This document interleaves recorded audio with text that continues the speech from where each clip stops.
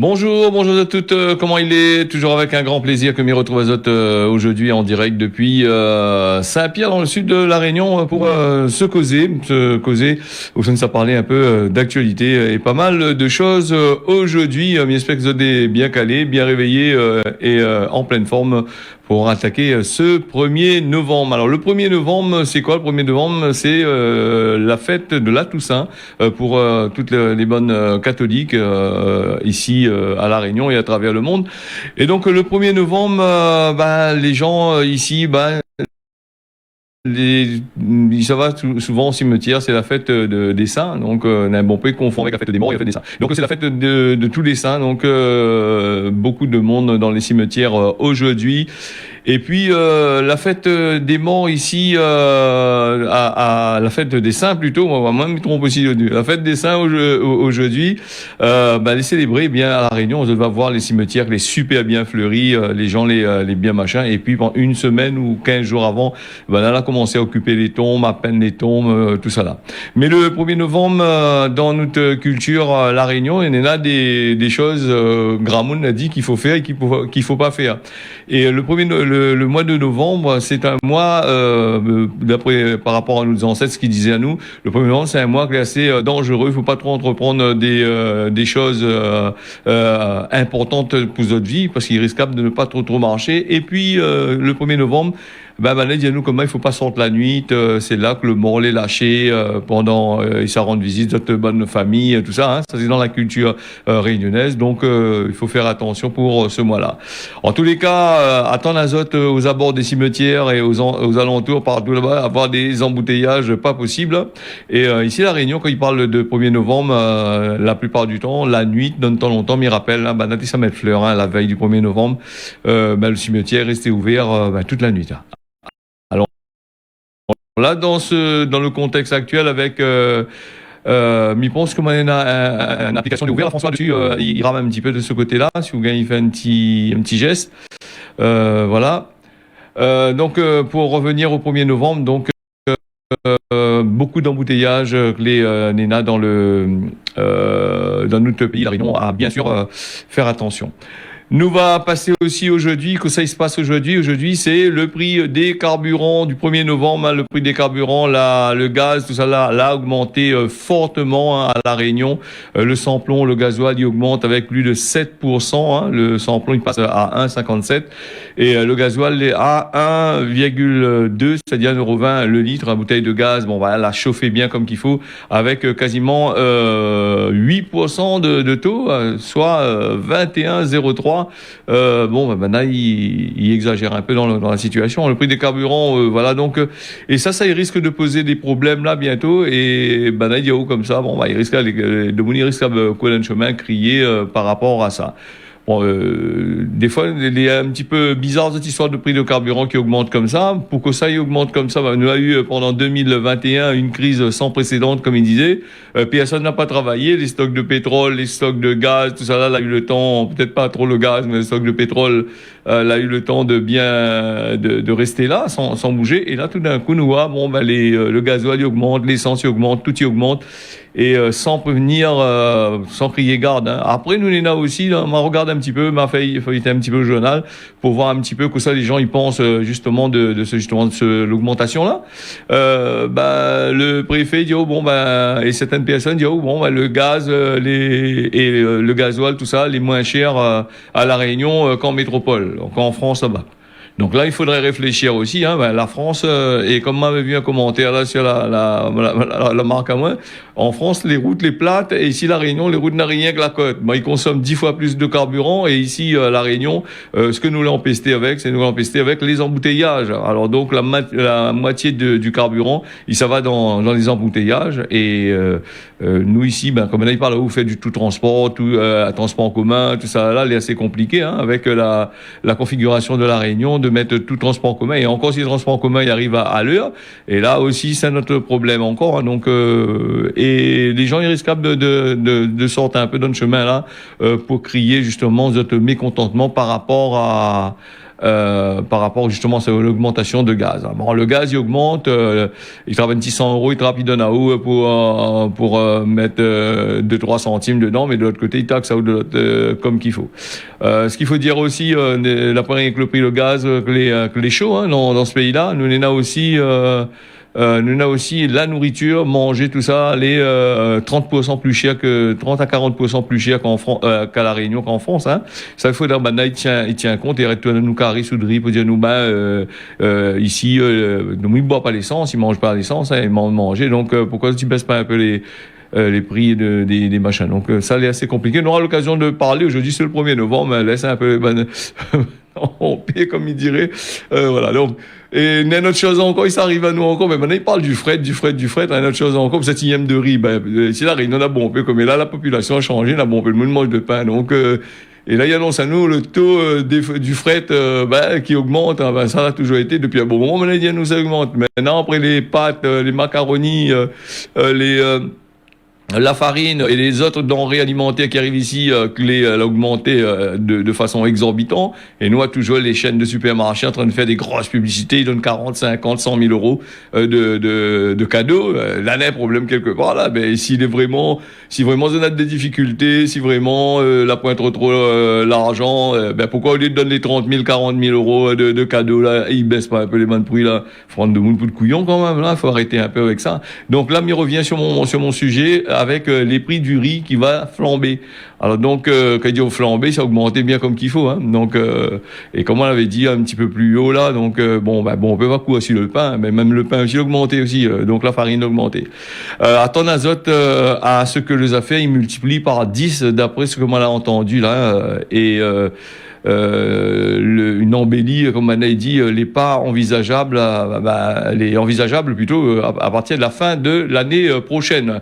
Le temps que maintenant il fait un peu de stock de riz comme midi, hein, donc voilà. Nous avons aussi des tensions sur l'obligation vaccinale au CHU de la Martinique là-bas. La banane toujours, m'y parle toujours là-bas parce que c'est un banal est assez révolté contre le système et donc ils mettent à jouer aux autres bonnes exécutions et donc il fait valoir aux autres droits. Contrairement ici à la Réunion, des fois nous disent que ce qu'il est. Hein, donc ici à la Réunion, il bouge pas trop hein, par rapport à nous a vu quand il fait des manifestations, le citoyen il laisse pas l'y faire non plus. Hein, il connaît ses droits. Bon voilà, ici la Réunion, il est assez compliqué. Donc ça veut pas dire la Réunion nous l'est un peu capon, mais en fait regarde là où là le gaz il augmente, l'essence il augmente, personne ne bouge pas. Donc tout le monde il reste de case. Nous subit la crise. On va parler à nous on a la crise. Peut-être que vous avez l'habitude de crise dans l'hôpital peut s'en ça. Hein, donc voilà donc les affaires. Alors donc c'est Sébastien Lecornu, ministre des Outre-mer, et Olivier Véran, ministre des Solidarités et de Santé, en lien avec l'ARS Martinique là-bas, donc et la préfecture de la Martinique qui annonce la mise en place d'une mission de médiation pour répondre à la situation sociale préoccupante du CHU de la Martinique, hein, de CHUM de la Martinique. Hein. Donc Bana a crié un peu aussi, il dit pas trop des affaires, mais par contre Bana du côté de la Martinique l'a crié par rapport aussi aussi il y a d'autres moun ils sortent en dehors et ils prennent pas les personnes sur place pour travailler, genre fake news pour dire que la pointe de moun ils travaillent de l'autre côté là-bas, mais il y a toujours d'autres moun pour travailler et ces gens-là ils repartent plus des autres pays là-bas, ils restent là-bas. Donc ils crient un peu aussi, on avait vu c'est pas moi, m'y invente pas, hein, ils suivent les actualités dans les DOM, ça va bien voir aussi. Hein. Là aussi du côté de la Martinique là, ils crient aussi par rapport au pass sanitaire en vigueur et l'obligation vaccinale pour le personnel soignant, hein. Et ça la maille maintenant un peu là-bas, on se crie un peu, on ne fait pas trop ça, hein. Donc voilà. Les bananes de mission, l'objectif c'est rétablir un dialogue serein et constructif avec l'ensemble des acteurs sur les modalités d'application de la loi et d'organiser la prise en charge des patients et la continuité des soins. Donc, va commencer à partir du 3 novembre. Sera conduite par Danielle Toupillet, ancienne directrice générale du Centre national de gestion, hein, CNG, et médiatrice pour tous les personnels sanitaires, médico-sociaux de l'autre côté, du côté de la Martinique. Donc, nous va suivre ça pour autres, hein, parce que c'est intéressant de regarder ça. Avant de nous va parler, nous va aller du côté du TCO là avec un reportage de Jacques Marin avant de revenir avec notre actualité. Alors rappel azote, la semaine dernière, les gens l'avaient crié là-bas du côté de Saint-Leu par rapport à ce que l'eau n'était pas bon du tout. Ben là, on trouve des matières fécales dedans, hein, de matières fécales, c'est de la merde. Il faut dire ce qui est. Donc la trouver dedans. D'origine animale. Donc, on est en train de regarder un petit peu, hein, mais j'espère qu'on ne m'a pas trompé, hein, donc si on m'a trompé, excusez-moi, mais normalement, c'est ça même comme avait dit dans le journal. Et donc, là-bas, on a fait une conférence de presse pour causer là-dessus, pour voir un petit peu que ça se passe dans les affaires. Nous écoute ça, et puis nous revient avec l'actualité. Sur la problématique qu'on connaît ces derniers temps sur la commune de Saint-Leu. Je suis maire depuis le 3 septembre 2017 et dès lors de ma prise de fonction, j'ai pris le dossier en main. On était mis en demeure depuis 2005. Donc j'ai priorisé la construction de cette station de potabilisation. Un point c'est tout, puisque il y a des courriers de l'ARS qui arrivent toutes les années, donc qui vous mettent en demeure. L'État, la préfecture. Donc j'ai pris les rênes et j'ai dit ok, je vais construire cette station de potabilisation. Vous savez, c'est de Richebourg-Cise qui doit communiquer, c'est eux les délégataires services publics. Nous, on alerte, puisque la population, ils viennent surtout en mairie, puisqu'on est face à la population. Et aujourd'hui, peut-être oui, qu'il y a eu un manquement. Les mesures qui vont être prises, c'est la mise en place des filtres pour les écoles, 8 écoles primaires et maternelles qui seront concernées, et puis la résidence personnes âgées à Piton, donc qui seront concernées par la mise en place des filtres. Donc ça, c'est tout de suite avec le lycée et le collège Marcel Goulette. Et il y aura une distribution de bouteilles d'eau pour les personnes vulnérables. Déjà, nous, les personnes qui sont suivies par le CCS, donc il y aura la distribution de bouteilles. Et après, ça va s'étendre à d'autres personnes vulnérables sur la commune de Saint-Leu. Ce sont des mesures immédiates, oui, cette semaine, voire semaine prochaine. Avant le gros chantier, la construction de cette station de potabilisation qui a démarré depuis le 1er janvier de cette année, donc travaux de préparation. L'OS démarrage construction donc depuis ce lundi pour à peu près 14-15 millions d'euros de travaux. Durée des travaux 25 mois. Il y aurait la livraison d'ici juin 2023 pour une mise en service septembre 2023. Il y a à peu près 6 000 familles de concernées. Ouais, à peu près 17-18 000 personnes. On va régler définitivement ce problème lorsque cette station sera construite. En septembre 2023, le problème sera réglé définitivement. La question s'est posée depuis le début, hein, quand les gens ont commencé à acheter des bouteilles. Nous-mêmes, la ville, on a posé cette question au TCO, à l'Interco, et au délégataire service public, qui prendra en charge l'achat des bouteilles. Mais ça date pas de un mois, mais ça date à chaque fois où il y a ce problème de bactéries dans les robinets. Tout le reste de la commune de Saint-Leu, il n'y a aucun problème puisque les eaux viennent soit de forage, soit d'un traitement d'eau qui est fait par usine. Aujourd'hui, on a mis en place un principe de précaution qui est de dire, sous recommandation de l'ARS, ce sont les personnes les plus fragiles qu'il faut protéger. Les personnes les plus fragiles sont les jeunes enfants et les personnes âgées. Donc on a mis en place de la distribution d'eau en bouteille pour ces populations sensibles, en attendant qu'on mette en place des outils collectifs complémentaires qui n'existent pas aujourd'hui. La qualification de personnes fragiles, elle a été réalisée en relation avec l'ARS. Donc ce sont les écoles primaires, les crèches, et puis les maisons de retraite les EHPAD qui ont été alimentées. Des gens, autrement, en fait, sont suffisamment protégés en termes d'immunité pour se protéger complètement contre s'ils étaient contaminés par ce type de bactéries. C'est pour ça qu'on a maintenu le principe de précaution de faire bouillir de l'eau tant qu'on n'aura pas mis en place cette stérilisation complémentaire. Oui, parce qu'en fait, c'est pas une bactérie comme la légionellose ou d'autres bactéries qui peuvent s'inhaler, c'est une bactérie qu'il faut ingurgiter. Il n'y a pas de risque d'être contaminé en allant prendre une douche. Alors en fait, ce sujet-là, il va être débattu avec la collectivité, parce que moi je suis que le simple fermier, si vous voulez. Je fais que les ouvrages que l'on me confie. Aujourd'hui, on n'a pas d'usine d'eau potable, donc on ne peut pas être responsable, si vous voulez, entre guillemets, de ne pas avoir l'usine d'eau potable. Donc on en débattra avec la collectivité, je crois, semaine prochaine. On entend bien les revendications par rapport à ça. Elles sont légitimes. Je dirais que le prix de l'eau aujourd'hui n'intègre pas non plus le coût d'une construction d'une usine demain. Nous, on a un contrat qui est assez clair par rapport à ça. Donc, et on donnera notre position au TCO semaine prochaine puisqu'on se voit là-dessus. On va refaire une désinformation. Voilà, la suite du reportage que l'on a retrouvé sur la page officielle de Télé Créole, les problèmes d'eau avant 2023 pour régler ces affaires-là du côté de Saint-Leu avec des bactéries que Néna dedans. Banadio n'est pas dangereux. Entre ce que Banaï dit et ce qu'il fait, c'est deux choses tout à fait différentes. Donc, un problème, j'espère que Bana va gagner des bouteilles d'eau jusqu'à 2023. Le projet il est assez costaud, hein. C'est si je ne me trompe pas quelques millions d'euros, hein.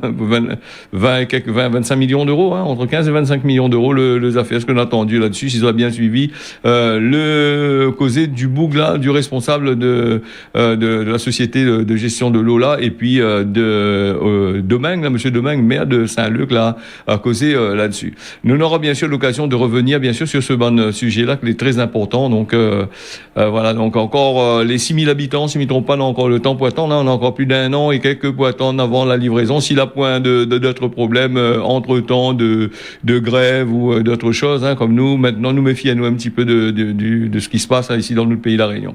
Alors que ça nous va faire là, nous va parler, le temps pour moi de passer par là. Est-ce que c'est possible? Oui, voilà. Donc, nous va passer avec le Canada qui engage à lui à donner 200 millions de doses de vaccins anti-Covid d'ici la fin 2022. Le gouvernement canadien engage à lui samedi au sommet du G20, voilà, donc pour offrir des millions de doses de vaccins aux pays pauvres et pour combattre la pandémie du Covid-19 à l'échelle mondiale. Mais il rappelle aussi quand il donne comme ça, là, les pas sans conséquences, hein, il donne pas, quand il dit gratuite, là, il y a d'autres affaires en dessous, hein. Les pays, les gros pays européens, quand il donne une affaire, il gagne toujours une affaire en dessous.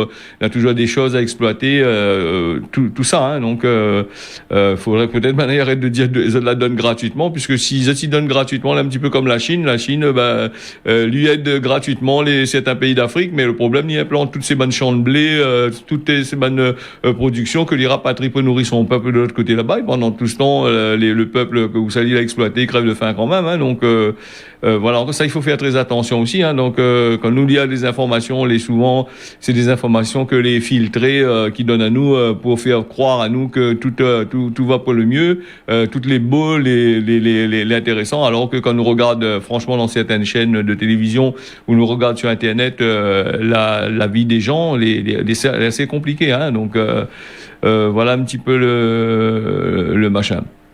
Alors nous, on a aussi de nouvelles mesures, nouveaux bilans, on a aussi des faits marquants que nous va parler aussi, les dernières évolutions sur le Covid-19, hein, quelques mots là-dessus puisque il est déjà 6h22. Alors les États-Unis qui autorisent le vaccin Pfizer pour les enfants de 5 à 11 ans. Alors, les États-Unis ont autorisé vendredi ce vaccin contre le Covid-19, hein. Pfizer BioNTech pour les 5-11 ans, il ouvre la voie au lancement d'une nouvelle grande étape de campagne d'immunisation, hein, qui concerne 28 millions d'enfants dans le pays. Alors, autorisation en urgence avec l'agence américaine des médicaments, la FDA, qui a été accordée après le passage en revue des résultats d'essais cliniques menés par Pfizer sur plusieurs milliers d'enfants. Ça n'aurait pas entendu parler, ça, hein. Donc, avant de mettre en place, elle apprend des enfants, elle a testé dessus, sans que personne y connaît, hein. Donc, voilà, maintenant, sur des milliers d'enfants. Mais après, si ça finit de tester sur des milliers d'enfants, donc, il ne doit plus rester trop grand chose pour traiter, non? Voilà. Et puis, nous passe aussi du côté de Bogota, là-bas, la capitale colombienne, Bogota, qui va imposer le pass sanitaire et l'obligation pour les événements publics qui rassemblent une grande foule. L'a annoncé vendredi le maire de la ville, Claudia Lopez. À partir de mi-novembre, les concerts, les événements sportifs, les cinémas, les théâtres, les grands rassemblements, on va reprendre un peu comme avant la pandémie, ce qu'elle avait annoncé, hein. Les habitants, il doit aussi présenter un certificat de vaccination qui certifie au moins une dose pour prendre à part ces événements, un peu comme la France, hein, tous les pays fait ça, hein. Donc voilà. Et nous ressort un petit peu là, si les pays, si les doses de vaccins les donnaient gratuitement, en échange de quand même pas mal de choses, si ils ne traitent pas les personnes que